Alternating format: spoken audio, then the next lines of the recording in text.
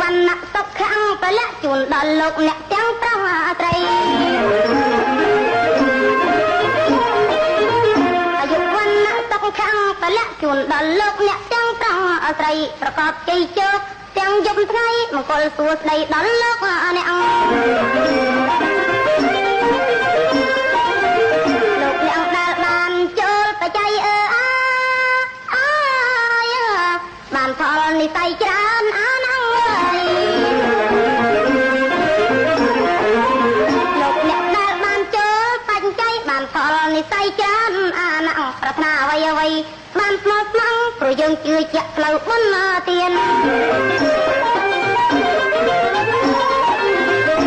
ឲ្យតែកសាងតែងបានសុខបំបត្តិផ្លូវទុកក្នុងសន្តាន